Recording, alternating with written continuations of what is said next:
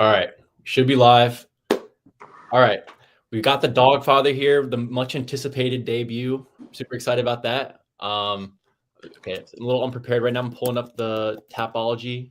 Dogfather, what's the first fight? Is it the Carr Demopoulos? Yes, the main event. All right. Why don't you kick us off, Dogfather? Hello.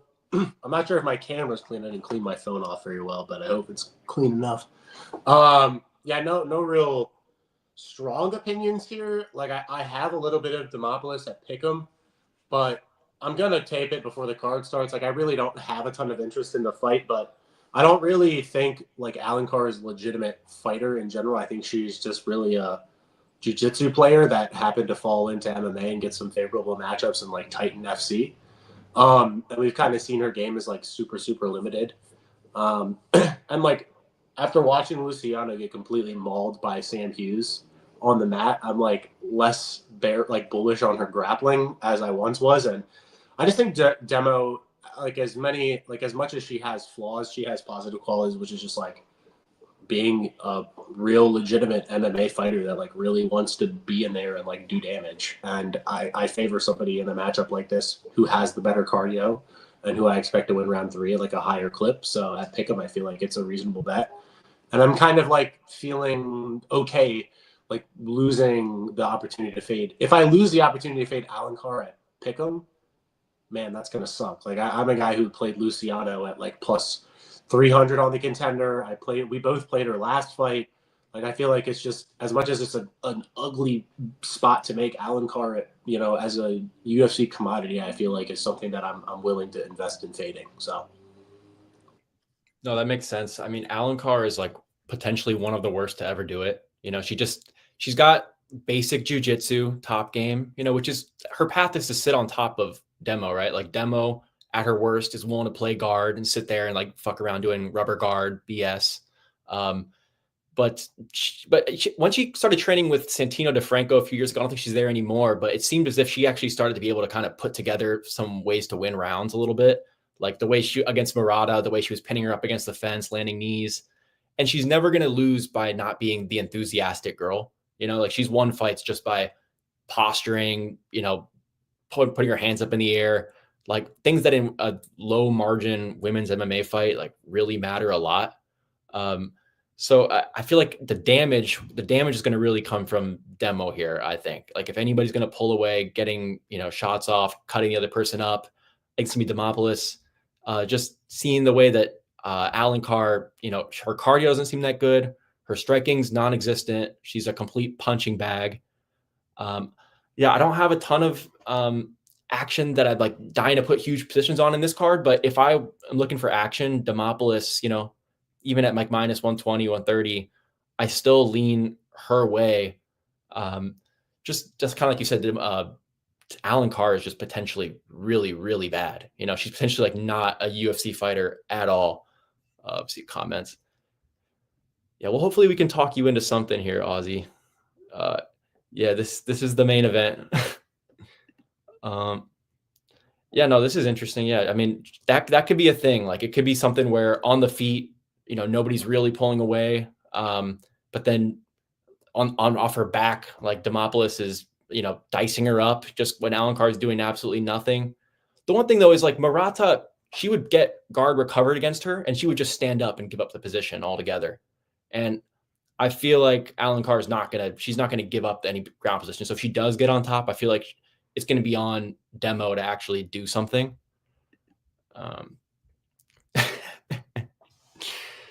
Okay. So I think we both agree it's Demo or pass. What do you think? There's any finishing equity here, Dogfather? Is there any potential for a finish? The round 3 Demo KO probably. Like I don't know. I feel like number one, obviously the scope cardio dynamic. Obviously, number one is my biggest thing, and yeah, I mean Demo KO 3 probably at something like ridiculous just for fun. If you don't have anything that you want to bet, like if we get to round 3, like it's probably going to look pretty good. I think.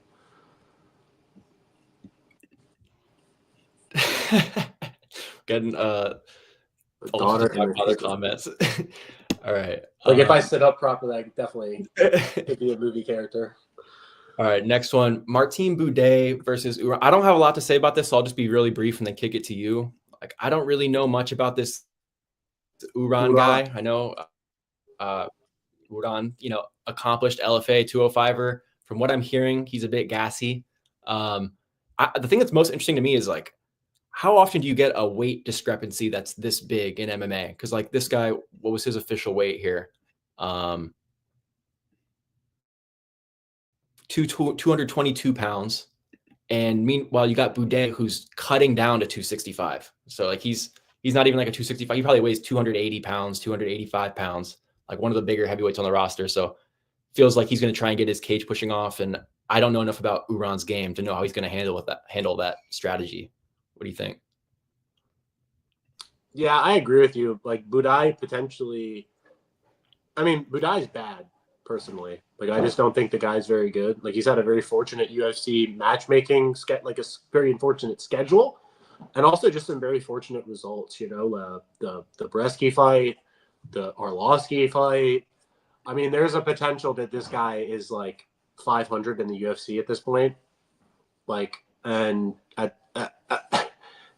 I just don't know what to think of this Uran guy. So I'm kind of with you. Like, he's like Uran's probably the side, but then you also have to factor in things like he's on short notice.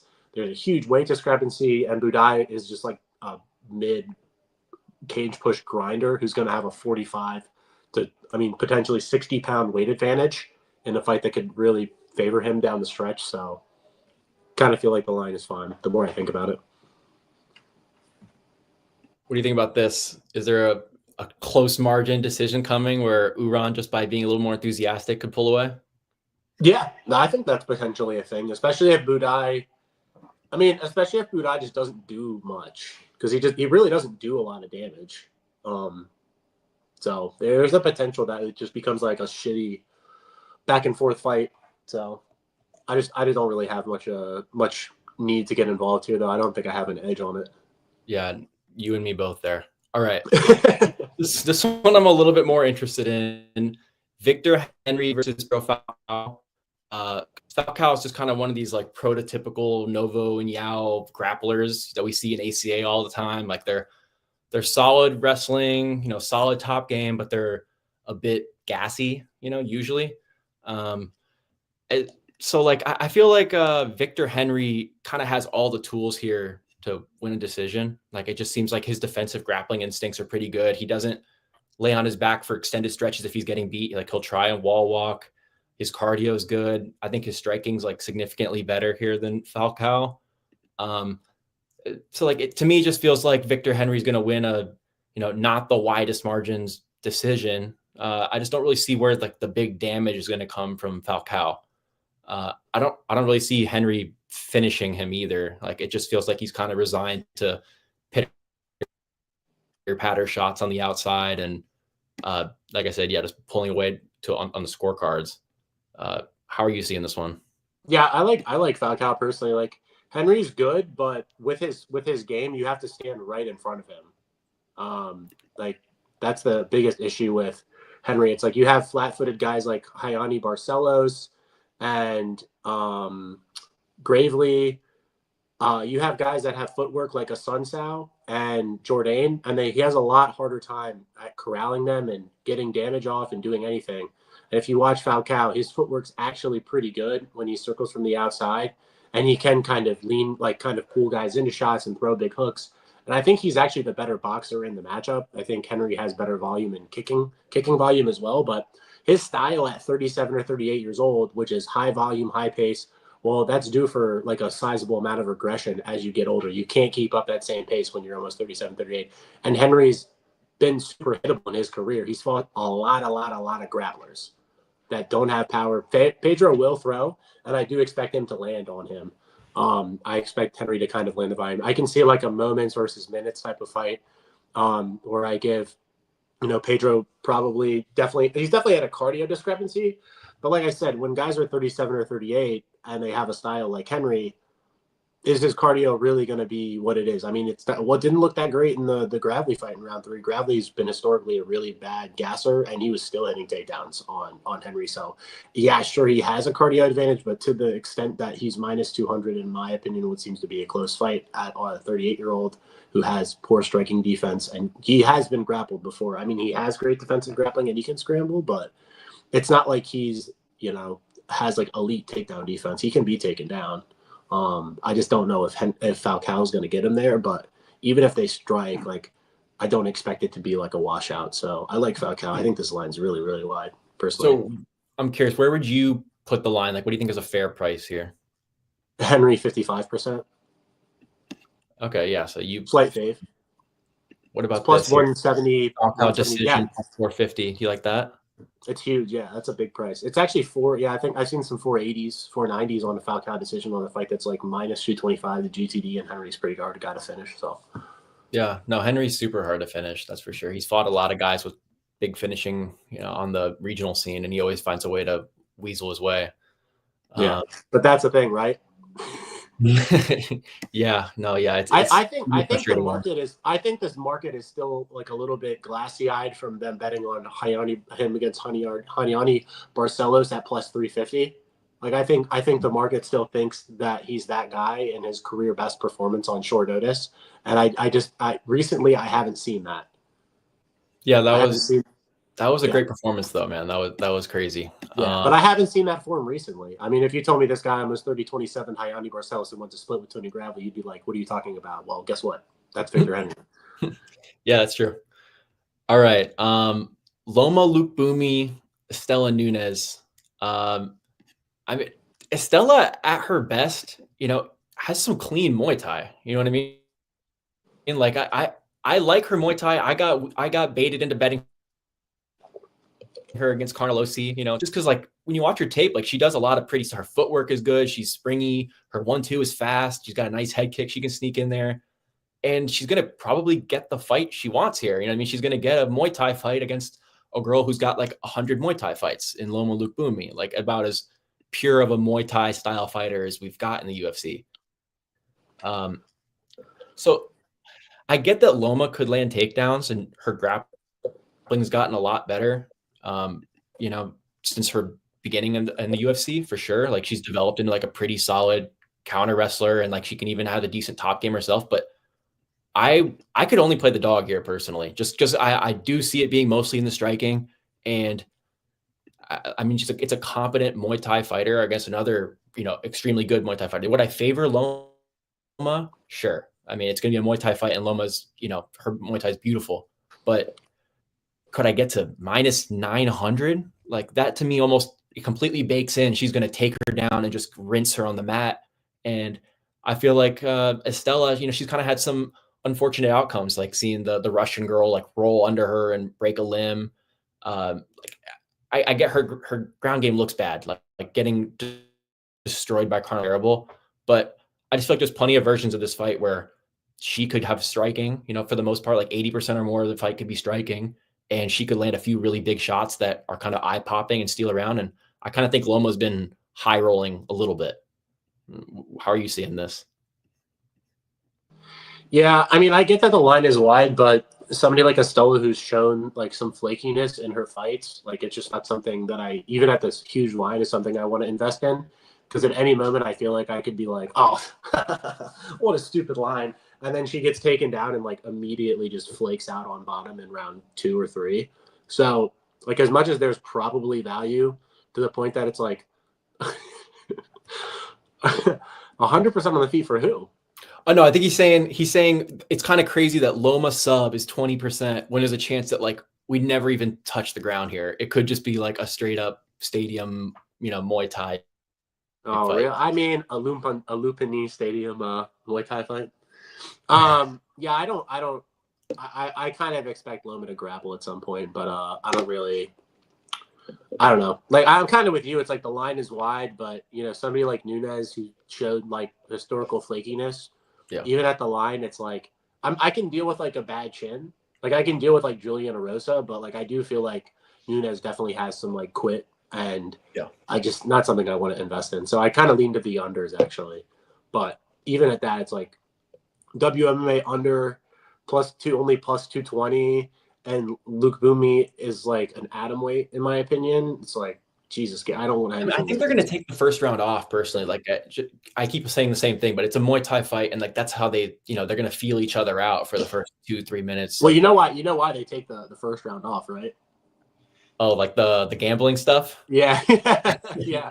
I mean, Loma definitely embodies that for sure. Like Loma, she doesn't really get going until a bit later in the fight. She has to get all of her reads before she starts letting all her weapons go. And when she does, it's really pretty, but yeah, so I feel like most of the finishing equity here is like a 2-3 finish for Loma, more so than round one, unless she's just got leveled up on the mat and she's just going to take her down and insta sub, which is kind of what the line implies. So maybe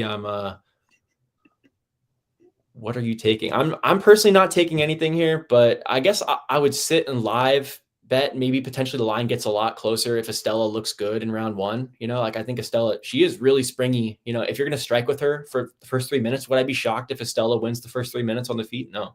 So like, then maybe the line all of a sudden is minus 200 and you jump in on Loma. So that's kind of more what I'm thinking here. Anything else to add here on this one? No, I agree. I'd be there.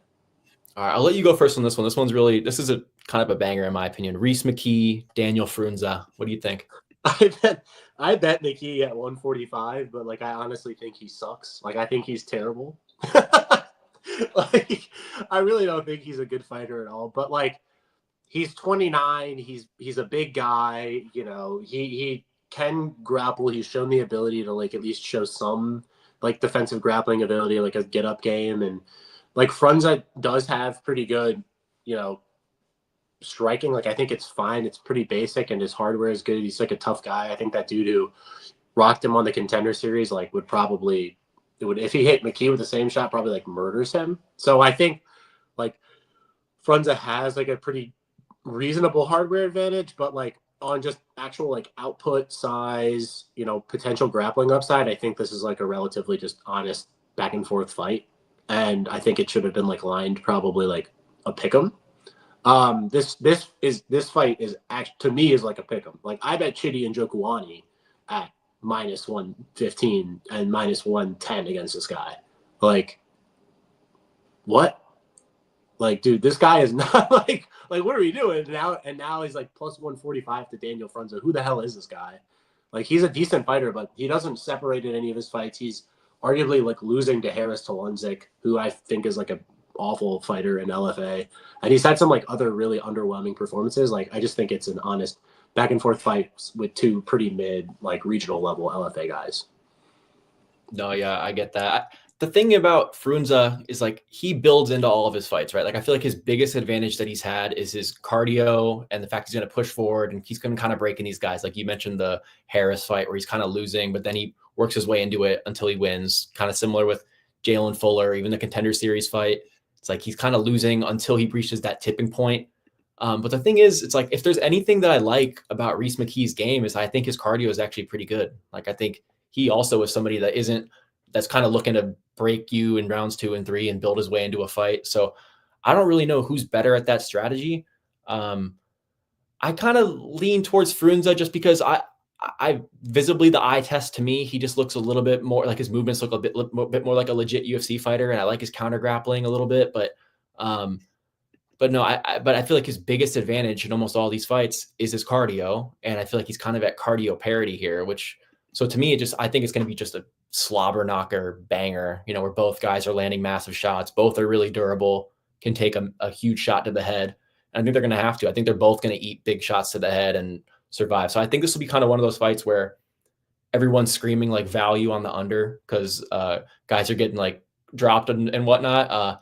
But I think it's going to be like a sweaty GTD here where they survive. Well, as you're talking about that, I might have a bet or a prop that you might like on this fight. Okay. What would you line a McKe decision about if you think we GTD?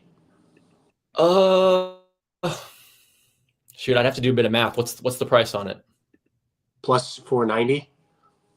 Yeah, just eyeballing it. I mean, it sounds like that'd be kind of the way to do it because I do think it's going to be a decision more often than not. And I don't really see either guy pulling away with their usual like round 2, 3, other guy gets tired from forward pressure. I think they're both going to be there. So yeah, no, I definitely don't hate that at all. I think somebody's going to get dropped in the fight at some point, and I think they'll survive, work their way back in, and neither guy will be able to finish. So there you have it. Dione Barbosa versus Diana Belbita.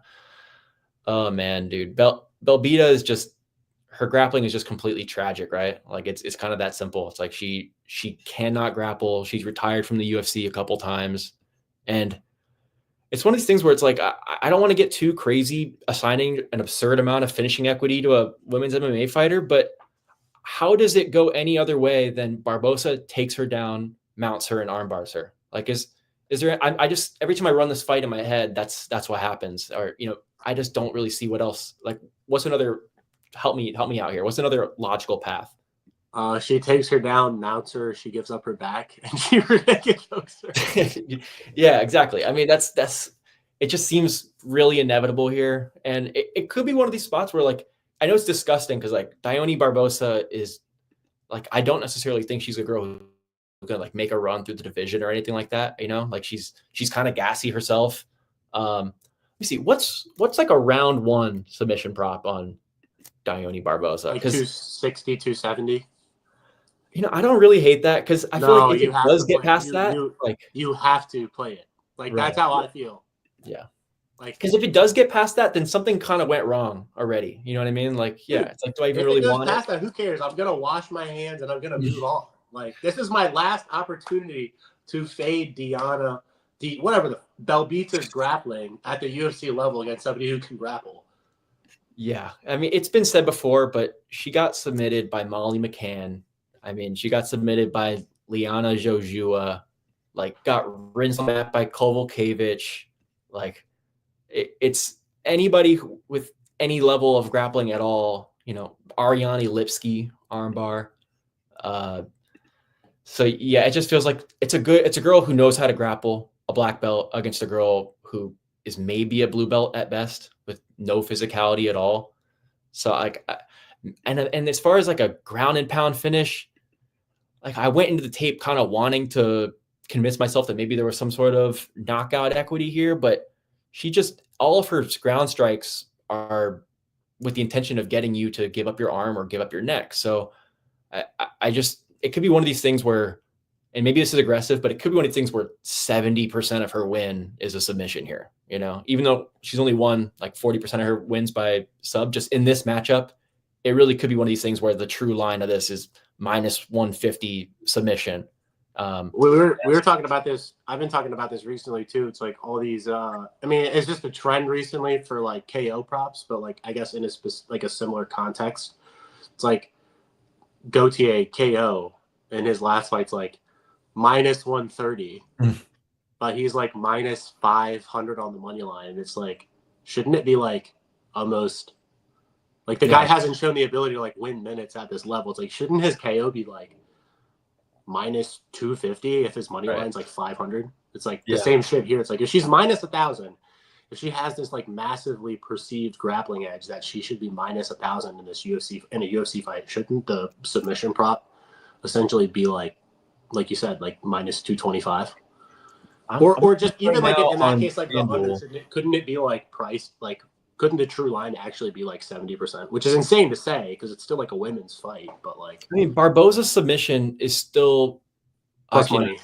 Yeah, it might. I don't know if it's plus 100. It's either plus 100 or minus 110 at FanDuel right now. It might have gotten hit as soon as you open your mouth, you know. Yeah, exactly.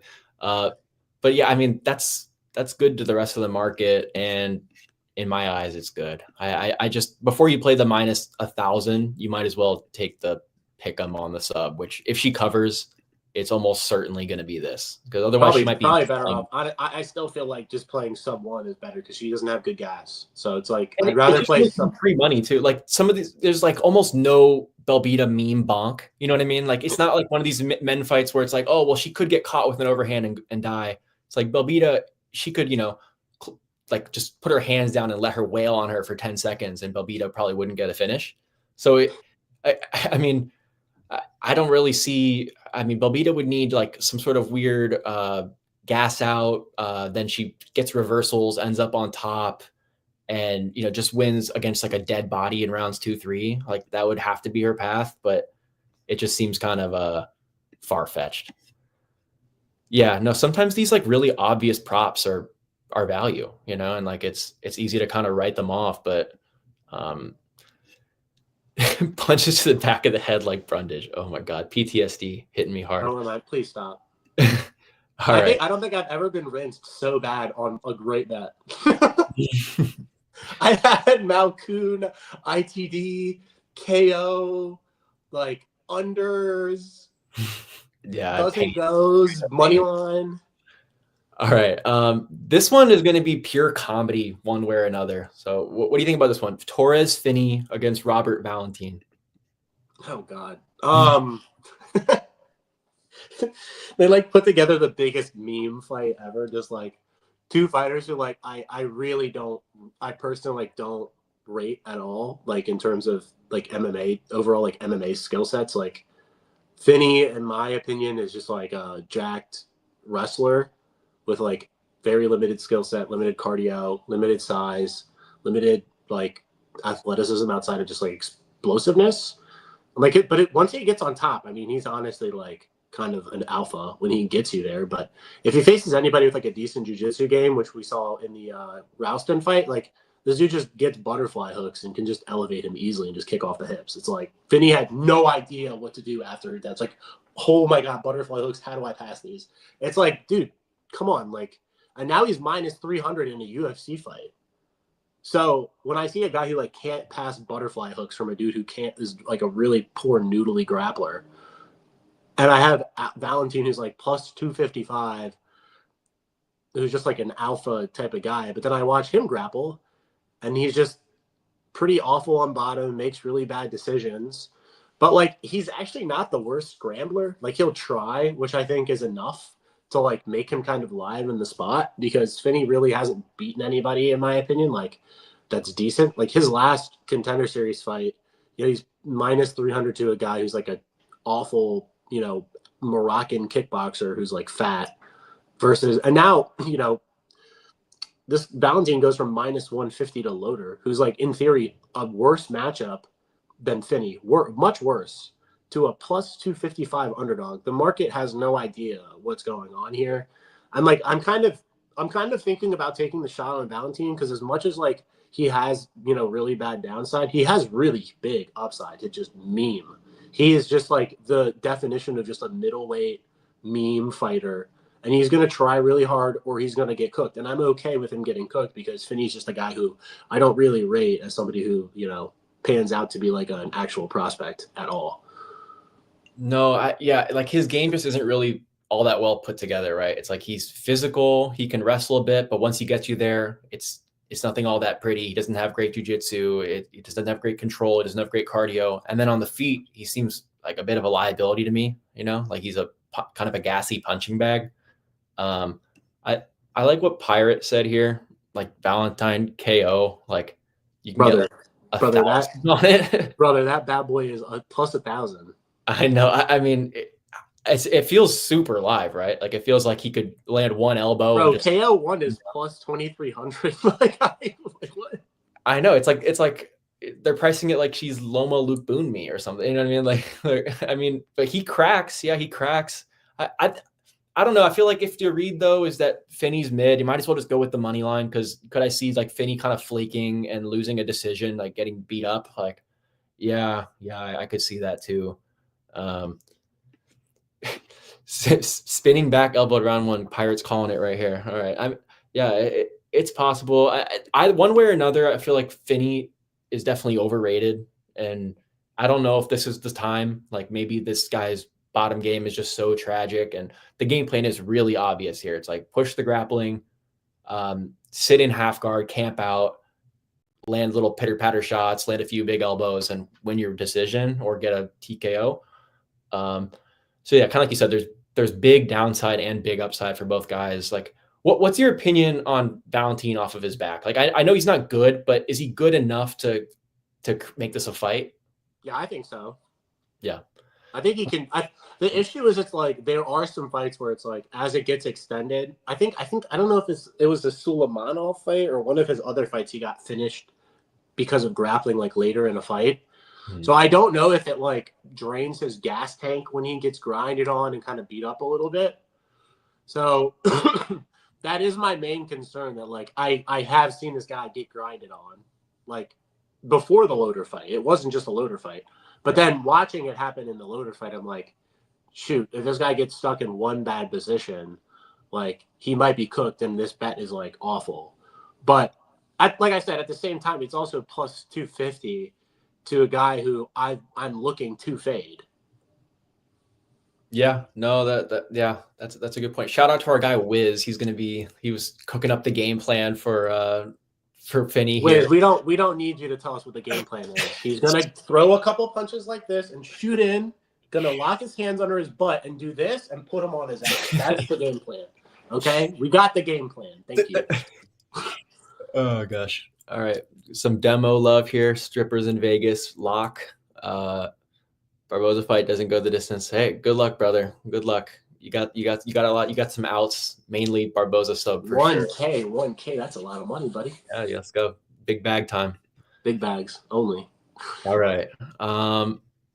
Luis Gurul versus Ode Osborne. If I was looking for action on this card, like I was like, I'm pretty tempted on Gurul chalk, honestly, just because like looking at the way that Ode kind of was paced against CJ Vergara, the way he was paced against Lazy Boy, the way he looked against, I mean, not that Asu or Filo are like real applicable here, but just kind of generally speaks to his flakiness. His chin's a bit of a liability. You know, he's tapping to guys like Brian Kelleher, you know, like the guy just finds ways to lose. And this Gurul guy, I mean, I think he's solid. Like his pace is good. His striking looks solid, and he looks like he's really tough to grapple. So like I don't really see Ode being able to use his wrestling as like a pressure release valve here, which he oftentimes does. Like against Charles Johnson, when Charles Johnson was starting to put the pace on. First off, he was really fortunate in that fight because he was able to get like a mid-fight break with a nut shot and he took the full 5 minutes to kind of recharge his battery.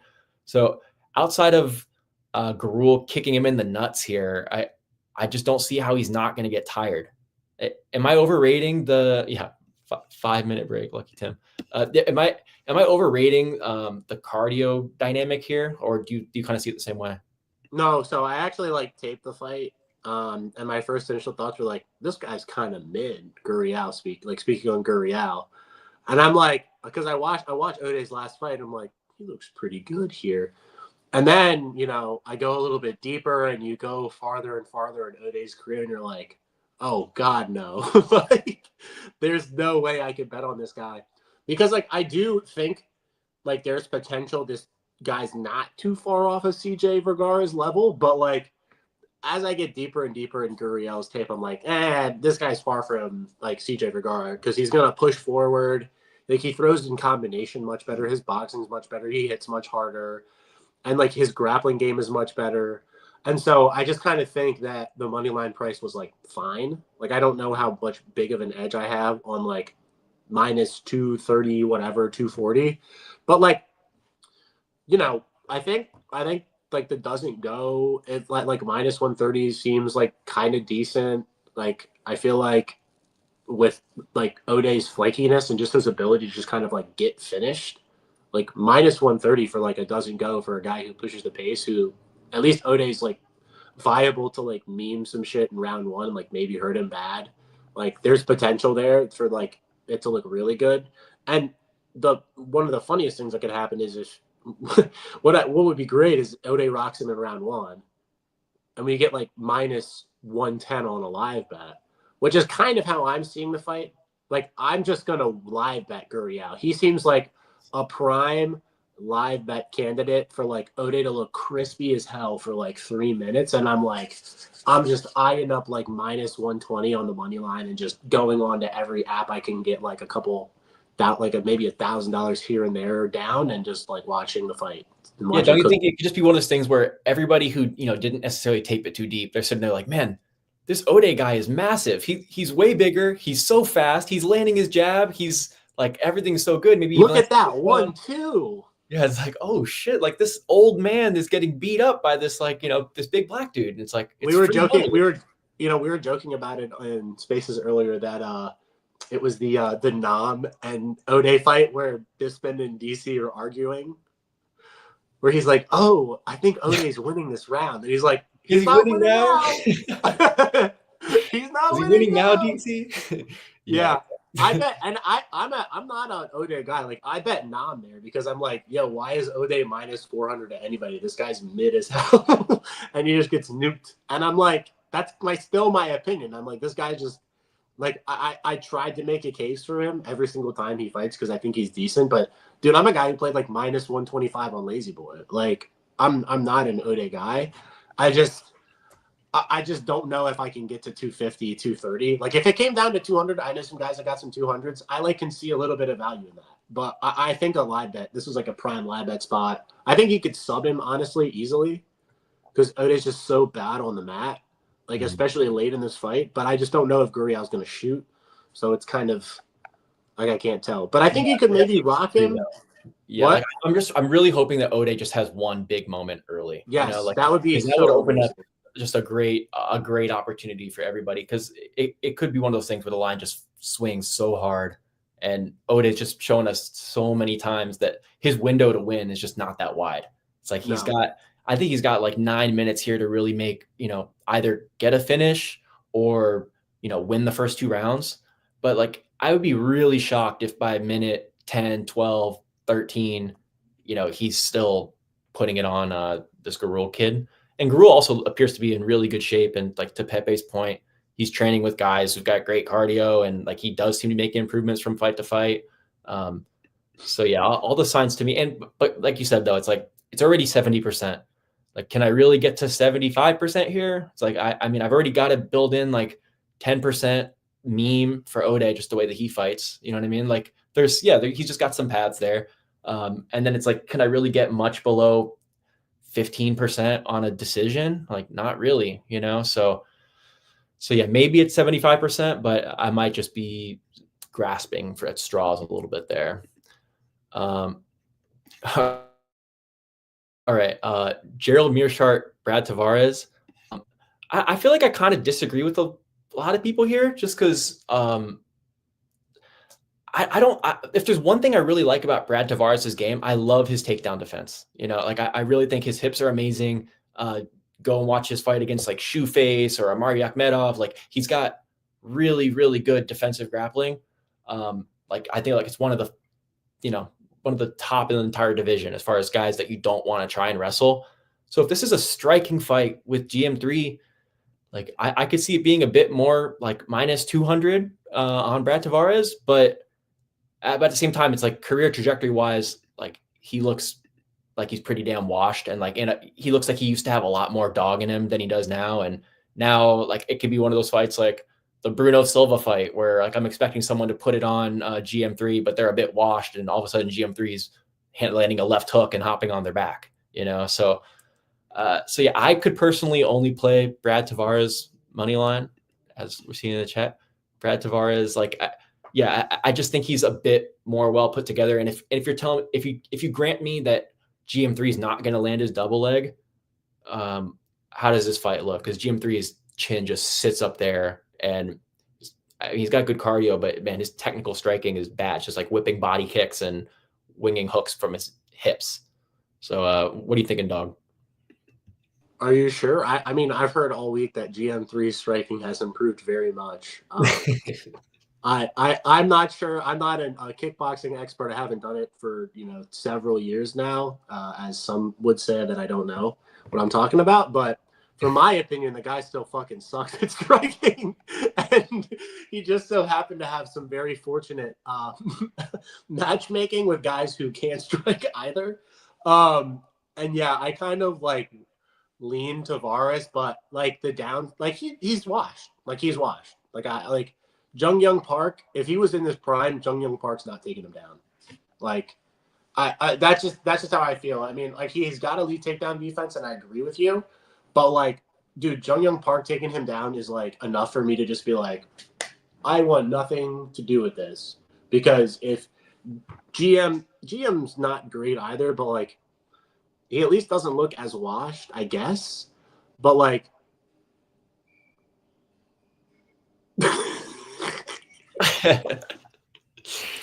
yeah, gotta love the chat. Got my bots. I've got all my bots in here spamming. I've seen that Lucky Tim guy around, dude. He's a huge NPC, just a complete.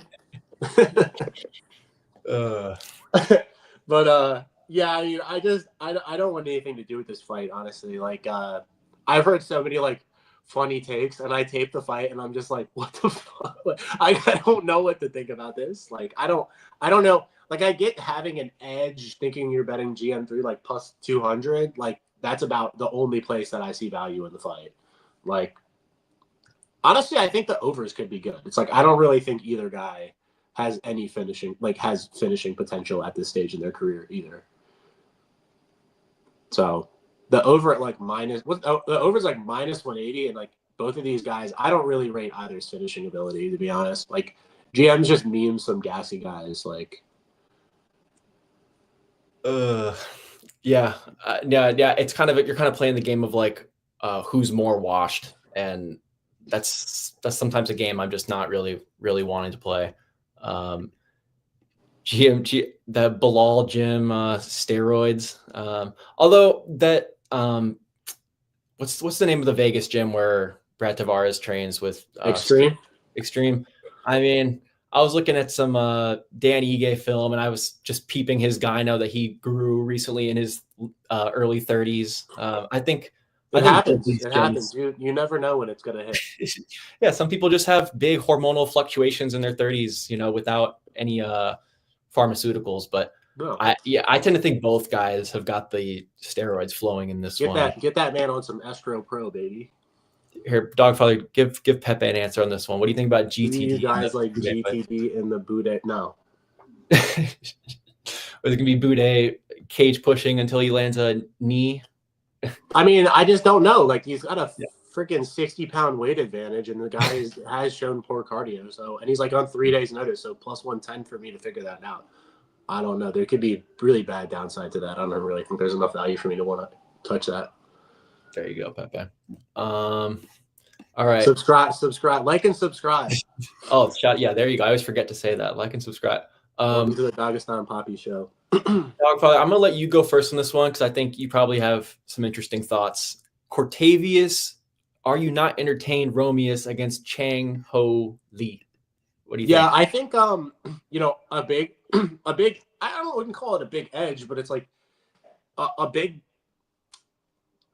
thing I like to cap into fights is just like who wins round 3. And like that to me, like in terms of like who I predict to win a fight over 15 minutes, if I give like one fighter a clear, round that the chances their opponent is shown like poor gas tank or some quit in them or poor IQ, it's like you got to get these guys in check. Yeah, I mean, I just am always going to favor the guy who's got like 3-round cardio, who I expect to win round 3. And, Romeius, to me, is a guy with like no process and just some athleticism. Like he's got a 1-2 and a body kick and a double leg and an armbar. Like I think that's about an armbar though. He's got a good armbar. He's armbarred some cab drivers. And like I just think for like 7.5, 8 minutes, there's like potential for like Romeius to look really good.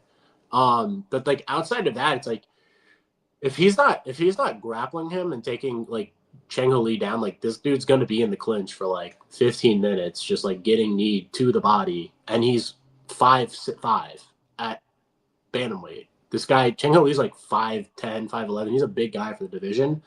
So I'm like, if these guys lock up in the clinch and Romeius like is forced to take him down, Chang Ho Lee pops back up, puts him back in the clinch again, and they knee each other for like 15 minutes in the clinch, like Romeius is going to get absolutely just disgustingly tired from getting kneed to the body. And like, unless he's just melting, like just clipping him and just killing him in like the first 7 minutes. Like I don't really know how much, like what, like a win, like what does a Romeius win look like over 15 minutes? Like a control based like grappling decision. It's like I don't even think. Don't you think it would have to be like the boxing? Don't you think if they grapple, it's gonna be and it goes 15, Romeius is gonna be on his back, or At like some point, yeah, that's how I view it. Like I hope Romeius grapples with this guy early, because he's gonna be forced to scramble and he's gonna get tired. Like, but even on the feet, it's like, does Romeius really good at striking? No, he's not. He just throws a 1-2. What the hell else? Like he doesn't really have much else on the feet besides like a 1-2 and a body kick. And you did get to a Lee bet here, didn't you? Yeah, I'm on Lee at 130. I think you should be like 60, 65, 6, like to 70%. Like I think he's like outside of like Romeius, maybe 10% meme equity early, like you say, and like maybe 20% in the decision. Like maybe 20, maybe 10, like 10% meme equity. Like I think Lee's tough. Like I think Lee's got a good chin on him. He's got the Korean hardware. Like I doubt he gets armbarred. Like I give, like maybe 10% like finish meme equity on Romeius side and like maybe 20 to 25% like decision equity. Like I think Lee is like, in theory, I played 130. I think he should be a much bigger favorite just because he just seems like a terrible matchup. He's like a guy who doesn't stop going forward and trying to like get a hold of you and grapple you. Like Romeius knees to the body on Contender Series or not Contender Series, on the whatever Road to UFC show. We're brutal, nasty, honestly. Yeah, and dude, Long Zhao is a guy who's just like all hardware. We saw that in the Quang Lee fight. It's like he's not better than Quang Lee at MMA. He just like out Chinese pharmaceutical him. And like, dude, and Chang Ho Lee's like literally just in the clinch, just jacking him up with knees. Like I don't really know if Romeius can deal with that over 15 minutes if they do. Before I add what you're saying, I want to know, what do you think about the 4-pound weight miss? Does that change your thought at all? No, because I'm not in these guys' camp. I'm not in these guys' head. I don't know anything about why he missed. It could be good. It could be bad. Like, just like we had an argument. Well, we had like a discussion last week on like the elevation, right? At like UFC Mexico, like, does it matter? Does it not? And to be honest, like it wasn't really a factor in many of the fights. Like nobody had like a tremendous gas out. Like everybody's cardio looked like similar to historical, in my opinion, and it didn't come to fruition. And so my opinion is like the same with that. It's like, if I can not use any of my brain power for the weight miss and utilize it for something else, like capping the fight, I'm going to take that energy and put it towards something that I can actually figure out. That's fair. I will say, I think there's something to be said about, like, I personally, when it comes to weight miss, I'm a lot more concerned about it if a guy waits, he's the last guy to weigh in, he misses by half a pound and looks like he's just been sitting there like trying to sweat. Because anybody who wrestled or cut weight or been around people that wrestle and cut weight, like sometimes you just hit that last pound, you just stop sweating, you know what I mean? And then you're sitting there in the tub, or you're sitting there in the sauna, or you got your sweatsuit on, you're running, and it just, you go through 45 minutes of hell that really just takes a lot out of you. But he missed by 4 pounds, which it could mean two things. It could mean that like he wasn't able to run in his camp, with some sort of injury and just couldn't get his weight down the way he wanted to. Or it could mean he realized he was a bit too heavy and is like, I'm not going to kill myself. I'm going to take the Andre Lima weight advantage, and just come in here and bully this guy. But no, when I was looking at the, he weighed in early, by the way. Yeah, exactly. He weighed in early, which kind of to me says he quit. It wasn't like he wasn't going to try and kill himself for the last hour to try and make the weight. He just says, I'm not making it, and screw it. I'm just going to take my 20% cut on my purse and not kill myself from a performance. Like when I first looked at Lee, he just seemed like kind of a mid wrestler who can't land takedowns. You know what I mean? It's like he wants to land takedowns, but his shot isn't that fast. He gets sprawled on, they dig under hooks, and he gets caught against the fence. But then it kind of occurred to me, it's like, man, that's kind of his game. Like his game is almost like fail the takedown, you get tired stuffing it, and then he's just going to need the shit out of your liver. And like, yeah, I think it's going to work here. Like I kind of agree with your pricing around like 65% ish. Like that kind of feels more good to me. Like I'm not dying to play him just because he feels pretty mid as a prospect, and I don't see him being a guy who's going to like make some big run through the division. But Romeius just feels like a regional level talent.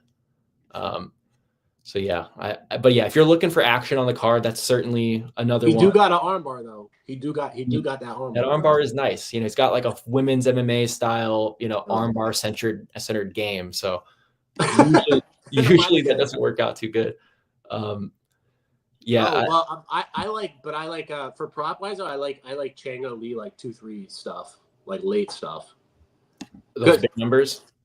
Like 1,300 and 1,700. Yeah, it'll be a fun sweat for sure. Like once you see Romeius like start crumbling from knees, like by round 3, yeah, it could be a lot to ask out of him, especially if that weight cut, you know, was indicative of something. Yeah, the late sub, like Chang Ho Lee, like I know Chang Ho Lee, he's like not a good wrestler, but if he gets him down late, it's like there's like a potential for like the attritional sub. Like Romeius is just like, all right, I'm ready to get out of here. Can you please arm triangle me now? Right. And like the late subs are huge. It's like 5,000 for like a round 3 sub. Yeah, I mean, most subs in MMA honestly aren't because somebody's just got superior jiu-jitsu. You know, it's usually like a guy wants an honorable way out of the cage, you know, and they'll offer an arm triangle or a neck. So yeah, that's certainly live. And if you're somebody in here looking for action on the card, like that's one that I'll have some degenerate FOMO action myself on Chang Ho Lee. Yeah, he's a good live bet too. Like honestly, it's like if you're like 65%, I feel that feels right, but I'm not really ready to touch like -1. Like I felt like if you thought 65% was good, like -130 is probably a decent bet. Yeah. Like I kind of am a little bit more bullish on the spot because I think cardio is a huge factor in MMA because like I have enough experience to know that like I don't like being tired against somebody who has better cardio than me. Yeah. So from like firsthand experience, it's like I think that's like such a huge factor. Like we see it play out with like fucking Merab. Like every time he fights, it's like he just has better cardio and he wins. Cardio's king in MMA. That's for sure. Did you mention this at all? Do you see a finish in this Tavvarz GM3 fight? No. The GTD is like -130, dude. It's like, ooh, kind of tempting.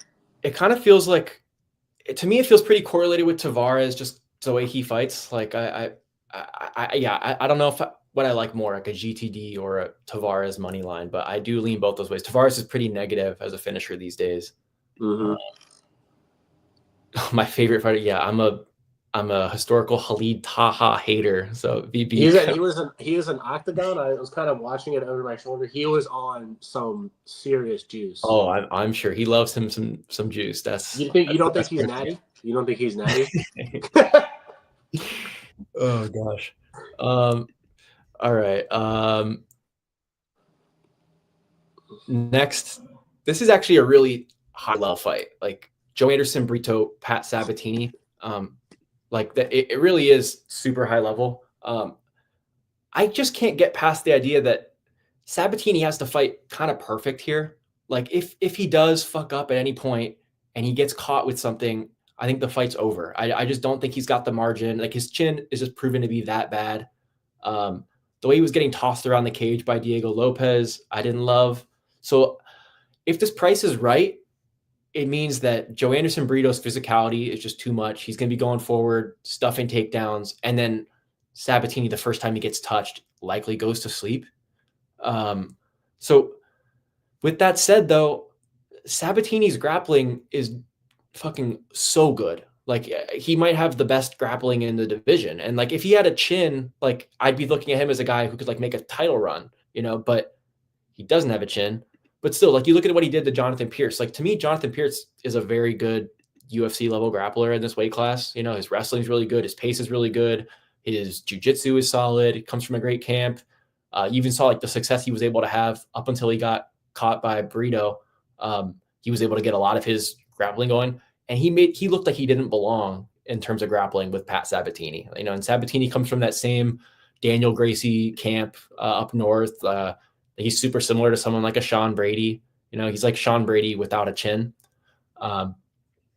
So from a money line perspective, I guess I could only say it's Sabatini or pass, just because from a macro perspective, just zooming out in terms of like just philosophy betting MMA. If you've got a guy with a grappling edge who we know is a significantly better jiu-jitsu player and probably a better wrestler, like you almost just can never lay -200 long-term. It might look good in a vacuum for one fight, but long-term, it's just a losing strategy that's been proven, you know, a million times over. So it feels like Sabatini or pass, but every time I run this in my head, like at least initially, I see Breto chinning him. So I don't really know how to price this one. I'm having a hard time getting to a price that I feel good about betting my number. I don't know. How are you pricing this one, and how do you see it going down, Dogfather? Yeah, I mean, I kind of I kind of went into it thinking like I'm actually like a big Breto enjoyer personally. Like I just love guys who fight like him. Like I just love the Brazilian like alpha like guy. I don't know. I just like it. Like Pat's historically been a guy who I don't have I respect his game. Like he's a a plus grappler, but like anybody who has like I don't even think like he's like you said one of the best grapplers in the division. But I don't even think he's that physical. Like in terms of just like early like. I know that he's sub JSP and that's fantastic, but like we've seen GSP put himself in like awful positions grappling like all the time. Like I think his jiu-jitsu is overrated. Personally, I think JSP is just overrated in general. Like I was happily faded. I happily faded him with like Onama huge and Breto huge because like I just don't think like his defensive his offensive grappling is fine, but like his cardio is not. I'm a big GSP hater. I'm not even going to go on about it, but like it's good that Pat's coming off that win, and like I think he's a very skilled grappler. But as an MMA fighter, I don't think he's like as well rounded as Breto is, and he's not nearly as physical, especially early. And he does not have nearly the hardware that Breto has. So I think the price is actually a little short. Like I thought it should be like minus 250, like 70, or even closer to like 75%. But because Breto is an idiot, I think the price is probably fine because he might try to shoot a takedown on Sabatini because he just fights like a dumbass. Is he going to pull a Jamal Emmers and just invite himself into a 50-50 leg lock position? Like, that's the thing though. Like he might. Yeah. But he was in leg entanglements with Weston Wilson, which is kind of bearish here a little bit. Yeah, but I mean, I guess I don't think he cared. I don't think. I got to give it to you though. You were definitely on JSP being overrated before it was cool, with like the Onama play and whatnot. So I definitely respect that you're thinking maybe I mean, that's a little bit too much. I was on Brito's sub against him, like because I felt like he was gonna put his head in a front choke, and guess what? He put his head in a front choke. So it's like I haven't historically been like a GSP guy, but like so I don't really rate that win. Just like, confirm we're talking JSP and not George St. Pierre, right?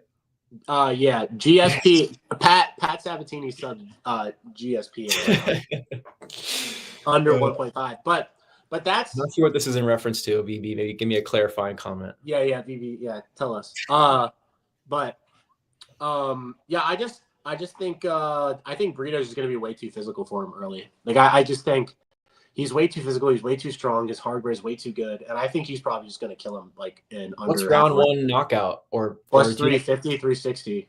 Do you think there's any world where he grabs like a guillotine after concussing Pat, or is no? I played the early prices. There might be some sharp money on the under, aka mine. I played some plus 140 and 120 on the under. I have like a pretty big position at like 127 average, 130. Like over 130 average on the under 1.5, which I think is great. Like I think Breto is going to cover, and if I think he's going to cover under 1.5, should be like minus 125. And you get most of the Pat sub in that too. Yeah, that's what I'm saying. Like I played the under pretty big, like 2 units on the under at like plus 130 better average, and then I played the KO1 just for like a quarter unit sprinkle. This makes sense because VB is. If there's anybody who loves an alpha Brazilian, it's VB. He gets it. That VB and I don't always get along, but we get along there, so that's all that matters. But the KO1's like 350 to 390. I got 390 or something like that, but anything better than 350 I think is good. And then like I played most of my position on the under. Like the under's plus 105 now. I would stay away, but like I think the early under prices like were great at like plus 130. Like if you're just a degenerate watching the fights though, what would you do? Would you play KO1 round one KO? Yeah, KO1 on Breto is juicy. There we go. All right, and then main event, the ageless wonder Josh Emtt against undefeated Lerone Murphy. Do you have anything on this one? Josh Emmett has to have some value, right? I don't want him to. But dude, Lerone fights close with everybody, man. And he's due to get got one of these days. Like, He got, I mean, like how many times has he been caught with a hook in the pocket in his last? bro, Like, how many times has he Buday, won like a Barbosa, Gabriel Santos bonked him a couple times. Douglas Silva de Andrade landed some big shots in the pocket. One thing's for sure, if he lands that shot that Ige did, Hugov almost killed him. yeah, exactly. Yeah, he bonked him in round one. I mean, if he lands that shot that Ige did, it's probably night, right? Like he's not surviving from that. So are you going to get to a money line play here, you think?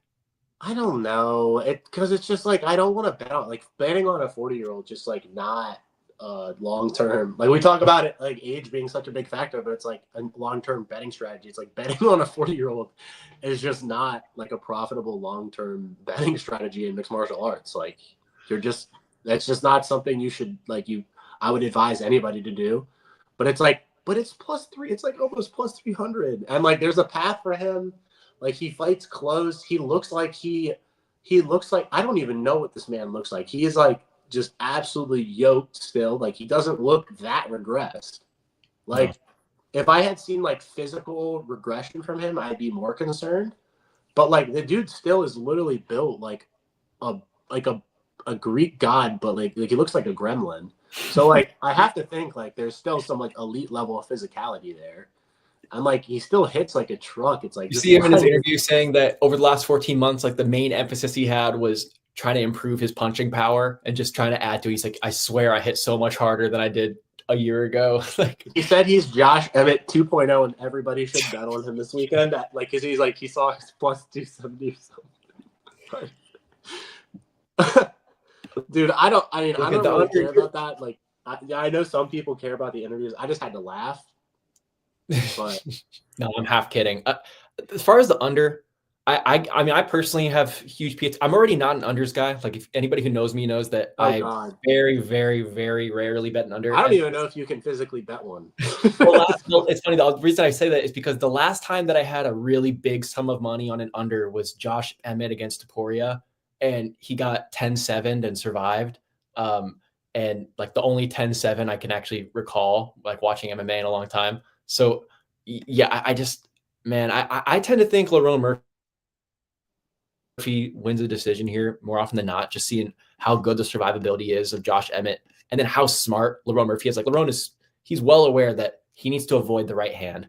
And if that means he's just got a cage push and then sit back, throw a calf kick, throw his jab, get on his bike.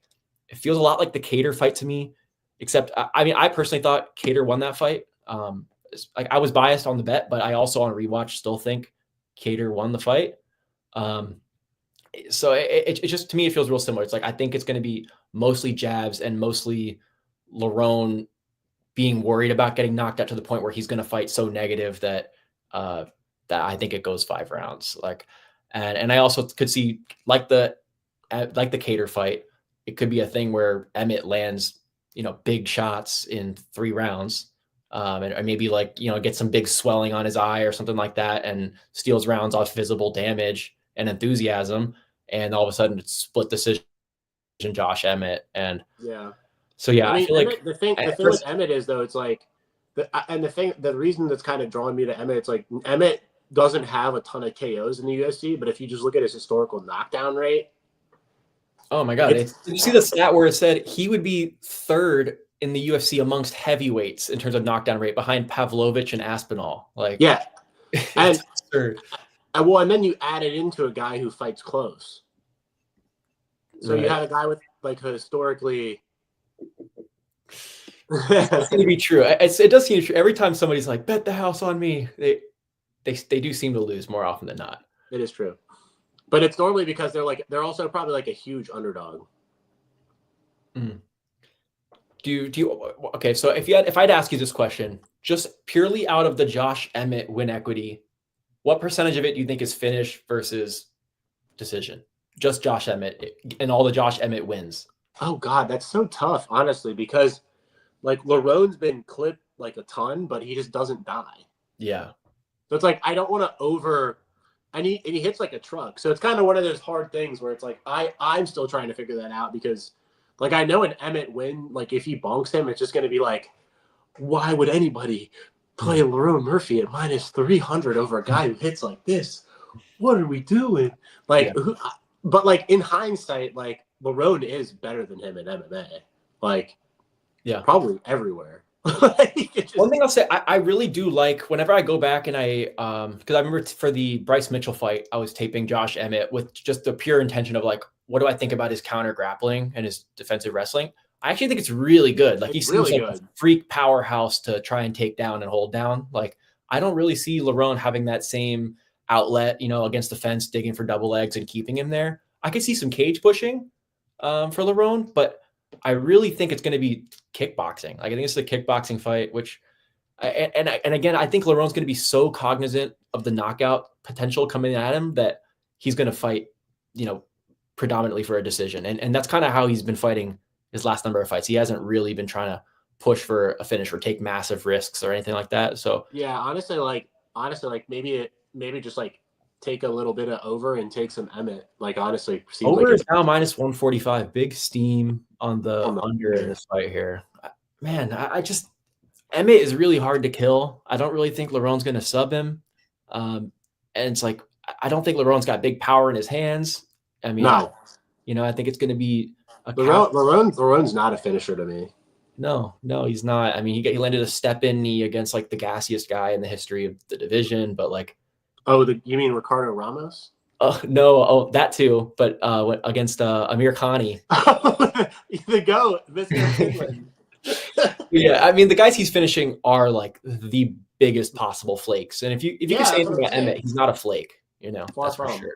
Yeah, I don't really assign much finishing equity to Murphy like at all. So the total doesn't make sense. The total doesn't make sense to me. Like if the money line's right, so it's like. This is an interesting thought. What do you have access to any of these in front of you right now? No. They don't let me bet those here because in New York because they're scared of me. But what about even just bet online? They've got to have a price on this. Let me see. I'd have to pull up my phone. I'd have to I use my phone. I don't have a personal laptop because I'm not as rich as you. Let me see if I can find this. Scorecards no action. Josh Emmett is a dog on the scorecards no action. Wow. He's like at Bovada plus 160, plus 120 at Bet Online, plus 130 at FanDuel. I would much rather play that than a money line. Than his money line personally. Like I think that's actually pretty solid because I don't really see him getting finished here, and I think he's obviously live to kill anybody. Like I mean, his right hand is just completely. I don't know. I have mixed feelings on these finish only props, especially when the money line is so wide. Yeah. Like. Oh yeah, I get that for sure. It's like you have a big dog side, and instead you're sitting there with a plus 130 ticket. You're like, I get it. Yeah, like if Josh Emmett like nukes him at like plus two, whatever it is, plus 275. Like what's more plus EV? Was it the finish only at plus 130 or was it plus 275 money line? Oh, man, his only finishes literally in the entire UFC are Ricardo Ramos and the step in against Khani. Yeah, I know he's not a finisher at all. Yeah, like Barbosa was on death's door, and he was just like, "No, I'm happy to win." And he knows that the stakes are so high from at this point. Like another win, like he's looking at potential title shot. He's calling for a title shot. Yeah, I just don't think he's going to take much risk here at all. So let me see what's Lerone Murphy points versus because the over took so much steam that it's making me think Lerone Murphy points is a terrible bet now. Yeah, they're gonna. Yeah, Murphy. Yeah, there's no sense in betting Murphy decision here. It's like, I might just for a little bit of money, just for a sweat, take the over, just because I think it's like super correlated with Lerone, and I get the robbery equity as well. And yeah, Dale, I don't think Emmet finish only is stupid, just because I don't really see him getting finished here, but I could be wrong. I don't think with how close Lerone fights, it'll be a robbery. Wait, you're saying you think? Wait. You don't think it'll be a robbery with how close he fights? I'm sorry. I'm trying to understand what you're saying. I don't think it'll be a robbery decision if like Lerone, since how Lerone fights close with everybody. Okay, so you're saying, yeah, I get what you're saying. Yeah. But it's like obviously take the over at like even more reason for you to like kind of side with the over, right? Because Lerone does fight close. Yeah. And kind of like Tim was saying, it's like Emtt points is like kind of wide, like if we favor the over too. Yeah. Yeah. I mean, I keep thinking back to the Cater fight where he had his footwork was still crispy for 5 rounds. You know, he was still bouncing on his feet on the tip of his toes at, you know, round 5 and round 4. So I could definitely see him like keeping it real competitive, and he's live to win any round with a knockdown too. I mean, like that knockdown rate is just so ridiculous that he could be losing every second and then clips him and knocks him down and rounds over. You know, he got it. So yeah, I would almost be a little bit surprised if he didn't have one big moment here, just given how reckless Lerone does get sometimes in the pocket when he does engage. It's like, well, his head, he doesn't move his head. Yeah, it's like he'll stay on the outside. It's calf kick, it's jab. But then every now and then he darts in for like one big combo to try, like just like the Ige fight, you know, and he missed his hook. Ige ducked underneath, landed the right hand. Yeah. So, he's not very responsible defensively, I don't think. Like he looks super technical, but like I just don't think his vision is that good defensively. Like his head doesn't really move side to side at all. Like he doesn't see hooks at all. So it's crazy. He still got a chin. I remember he almost died like multiple times. The guy got shot in the face, and then he had a horrible like motorcycle accident where he had like a bad brain bleed, and then he came back. Yeah, he's the miracle. That's why. And also, like, he's won some close fights, right? Like the price would be different if he lost to Santos. Santos beat him, and I bet on Lerone Murphy there. And please stop. Please. I bet and move on. Do not remind me. He definitely lost that fight. I mean, pretty clearly in my opinion. My wallet does not feel the same way. So please don't remind me. All right. Well, it was super fun. I'm glad we finally got Dogfather on here. But I wanted to get him on here for a minute. I say yes, but the probably best practice, Birkin, is to sit and wait for a live price. We both because I don't think we've talked about it before, but I know we have. I know like it's Sean Orr actually talks about it too. Like I like his opinion. Even if it's like minus 300 Gurriel after round 1, or like minus 400 Gurriel after round 1, you like possibly won the round. It still could be value. Right, yeah, especially if he's flaking a little bit. Yeah, like it could be a spot where it's like bigger chalk is even a better bet, you know, because you get through, you get all your questions answered pre-flop, you know what you're getting, and then you know you've got the huge cardio with a round already banked. So yeah, if it's like I know we're talking like, you know, minus 230 or whatever. It's like, yeah, that's fine. Like it could if he wins round 1, obviously, or it's minus 400 after round, you probably made a great bet. That's fine. Yeah. But like minus 400 after minus 300, 400 after round 1 could still be like a fantastic bet. Like he could be 90% after round 1. Yeah, I mean, I lay turbo chalk live all the time. Like last week with like David Martinez, he turbo chalk beforehand, but literally like 5 seconds before he gets knocked out, it's still minus 700. I'm like, I mean, you're like, he's clearly gonna win. The fight's completely over. There's almost no equity left for the other guy. So I'll lay turbo chalk live, and this could be a spot where especially if you see him kind of like the lazy boy fight where he starts ending up on bottom and breaking a little bit, I don't think he's coming back from that. Yeah, there's some similarities. I mean, Leon's a bit more well put together. Dude, I laid turbo chalk on freaking Josh Van against Saruya at like minus 400 after round 1. Right, yeah, exactly. Yeah. It's I couldn't get enough on it. Like I literally couldn't, because I'm like, how does he lose now? I'm not going to play Buday just because in general the guy sucks. Maybe it could be even another live betting spot. I've been saying that a lot, but it could be one where if we see this gassy 205er, you know, getting bullied on the fence, like, and he looks like he's slowing down, then yeah, it could be value on Buday at that point. All right, thank you everybody that's tuned in here. I gave all the wrong sides, hoping that somebody would come in here and give me a better price. All right. Well, hopefully we can do it again sometime, Dogfather. Always love your opinions. Getting you on here, it was fun to chop it up. And thanks to everybody for pulling up in the stream. Like and subscribe if you made it this far and you enjoyed it, because I'll try to get more of these streams on fight day. But yeah. Oh, and a free flex for the people. Later, guys.